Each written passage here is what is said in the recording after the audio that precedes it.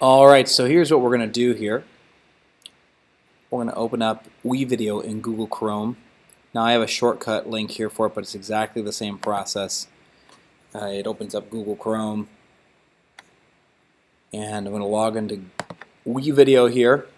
Do our best to do start to finish ASAP. The bare necessities, because a lot of videos out there just go on and on with the details. So let me start a new project, and I'm going to load more here. And I'm going to create new up here. Click on a new one. And I want to make sure there's enough channels for every single student. So I'm going to add some channels here. You can add as many as you want or as few as you want. And then you have to upload all of your videos into here, and there's a couple different ways to do that you can look up. They're pretty straightforward. But basically, I'm going to drag each of these students into a new track and then try to line them up. And each student's going to get their own channel. Oopsies.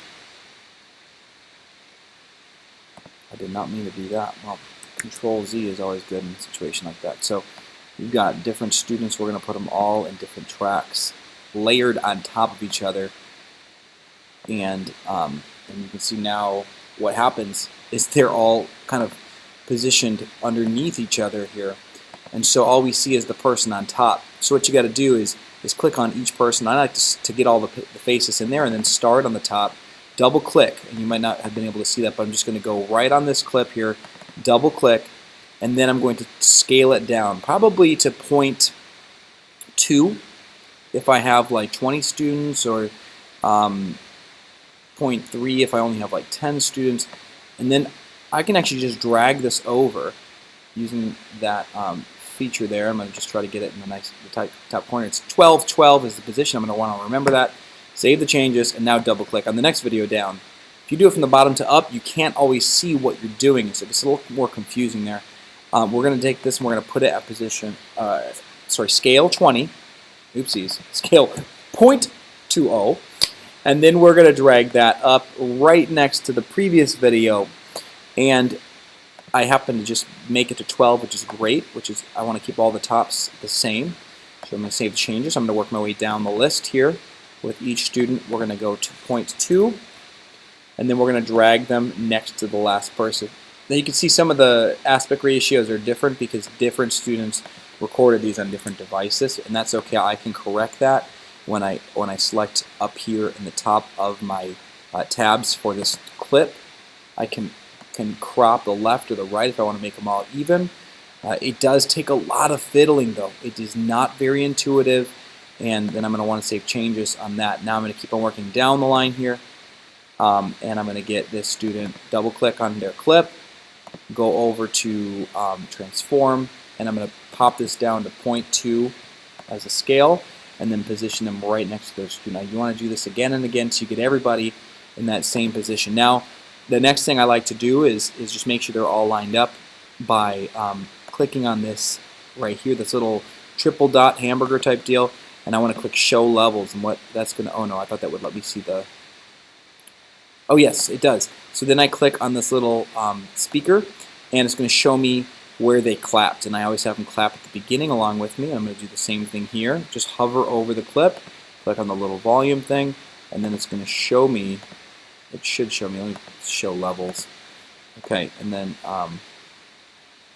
it's not showing me quite here, and it's a little hard to see because this is all crammed down here. So what I'm going to do is I'm actually going to go up here and drag this over to give myself some more room in the editing. I don't need to see this so much anymore because I've already adjusted it, and I want to see this, so there we go.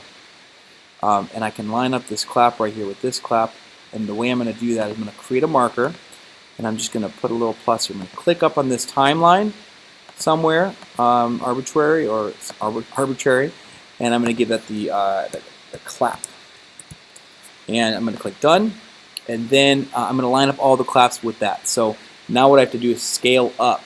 So I go down to the bottom right and I scale up so that I can really zoom in. Now you don't want to zoom in too much because honestly, WeVideo is not that accurate with this kind of stuff.